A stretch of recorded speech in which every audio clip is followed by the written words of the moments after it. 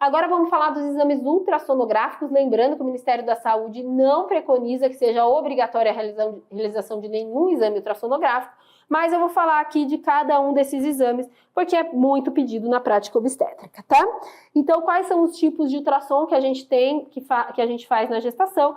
A gente tem a ultrassonografia obstétrica inicial, que é feita entre 4 semanas e meia a 11 semanas. Ela serve para a gente confirmar a gestação, datar a gestação, avaliar o número de fetos, avaliar a corionicidade e avaliar anexos e útero. Geralmente a gente faz via transvaginal, tá?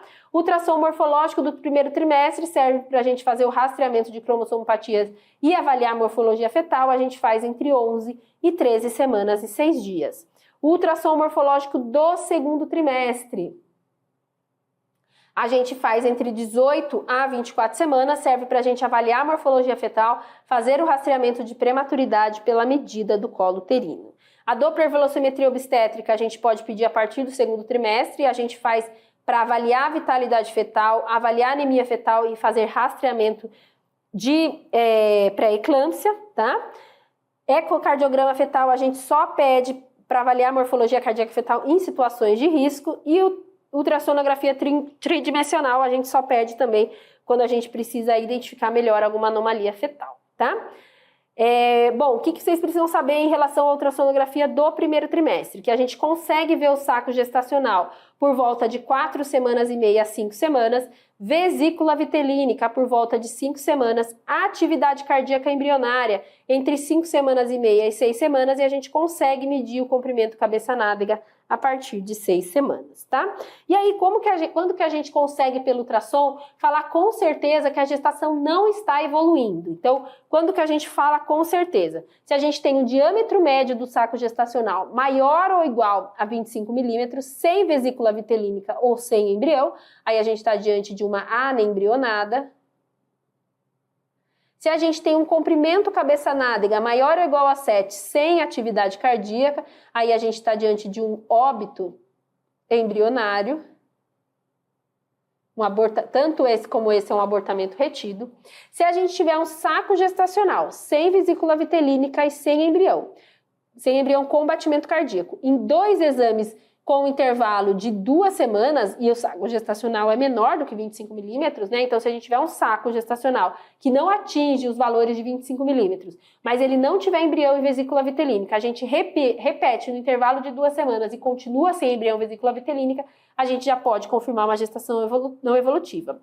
Ou se a gente tiver um saco gestacional com vesícula vitelínica, mas sem embrião com batimento, e em 2 exames consecutivos com intervalo de 11 dias, tá? Então, se tiver vesícula vitelínica, o intervalo de 11 dias já é suficiente entre um exame e outro. Se tiver sem vesícula vitelínica, a gente precisa esperar 2 semanas para a gente confirmar a não evolução da gestação. Ou se a gente tiver um beta-HCG sérico maior que 3.500 e não observar saco gestacional intrauterino, aí ou é uma gestação não evolutiva ou é uma gestação ectópica, tá? Agora vamos falar da sonografia morfológica do primeiro trimestre, que serve para a gente fazer o rastreamento de cromossomopatias. Então, como que a gente faz o rastreamento de cromossomopatias? Ou pelo ultrassom, ou pelo teste bioquímico, ou pelos testes combinados. Diagnóstico de cromossomopatia a gente faz por exames invasivos. Então, a gente faz por amniocentese, biópsia de vilo ou cordocentese, tá? Então, eu trouxe aqui os testes de rastreamento, que são os biofísicos, que a gente faz pelo ultrassom, então a medida da translucência nucal, osso nasal, ducto venoso, regurgitação da válvula tricúspide e ângulo facial frontomaxilar, então todos esses são avaliações ultrassonográficas que a gente faz no feto para rastrear a anomalia cromossômica.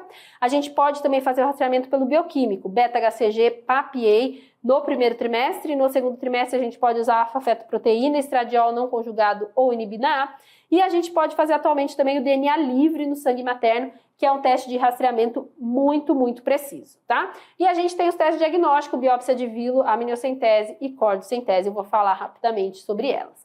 Sobre a translucência nucal, então ela é a medida desse espaço que fica entre a pele e a coluna vertebral, tá? Então, a translucência nucal é o principal marcador ultrassonográfico de cromossomopatias. A gente sabe que quanto maior a translucência nucal, maior o risco de cromossomopatias. E a translucência nucal, ela não está ligada só a cromossomopatias. Ela também está ligada a síndromes gênicas, malformações cardíacas, parvovírus B19. E lembrar que ela não é uma anomalia fetal, ela é um marcador de cromossomopatias. Então, o que leva ao aumento da translucência nucal? Disfunção cardíaca, congestão venosa na cabeça e na região cervical, composição alterada da matriz extracelular, drenagem linfática deficiente, anemia fetal, hipoproteinemia e infecção fetal. Então, tudo isso leva ao aumento da translucência nucal. Então, a translucência nucal não aumenta somente nas cromossomopatias, tá? Como eu falei para vocês, a gente tem outros marcadores. Então, aqui o osso nasal, quando ausente, é o marcador ultrassonográfico de cromossomopatias. O ducto venoso, quando tem onda A negativa, também é o marcador de cromossomopatia. Ângulo facial frontomaxilar alterado também é o marcador. E fluxo da válvula tricúspide anormal também é o marcador, tá? E a gente tem o DNA livre fetal no sangue materno. Ele é o método de rastreamento com maior acurácia hoje em dia, tem uma taxa de detecção de 80%. Ele pode ser feito a partir de 10 semanas de gestação. Ainda é pouco usado no Brasil porque tem um custo muito elevado, tá? Mas cada vez mais está sendo utilizado porque ele é muito preciso, tá? Ele consegue rastrear as trissomias do cromossomo 21, 18, 13 e do cromossomo X, tá? É um exame de rastreamento, não é um exame de diagnóstico, tá? E a gente sabe que quanto maior a porcentagem do DNA fetal, maior a acurácia desse exame, tá? Atualmente, quais são as indicações para a utilização do DNA fetal livre? Mulheres com idade materna acima de 35 anos, alterações ultrassonográficas associadas a trissomias, filho anterior com alguma trissomia, pais com translocação robertsoniana balanceada com risco aumentado para a trissomia do 21 e do 13 e gestantes com risco intermediário para cromossomopatias. Então, quando a gente tem aí um risco entre 100 e 300, né? 1 para 100, 1 para 300, a gente também pode pedir esse teste, tá? Estamos aqui quase no fim falando de ultrassom. Vamos falar de ultrassonografias do segundo trimestre. Então, o ultrassom morfológico do segundo trimestre a gente faz entre 18 e 24 semanas. Ele serve para a gente avaliar detalhadamente e sistematicamente a morfologia fetal e também serve para a gente rastrear a prematuridade, tá? Quando a gente tem o feto com alguma anomalia, a gente tem algumas condutas em relação a esse feto. Então, a gente tem que encaminhar para o pré-natal de alto risco, porque esse feto tem que passar para uma equipe multiprofissional, fazer ultrassonografia seriada e fazer investigação diagnóstica. Ele tem também que ir para um hospital especializado para parto, com uma equipe multiprofissional e que tenha tratamento pós-natal, dependendo da patologia.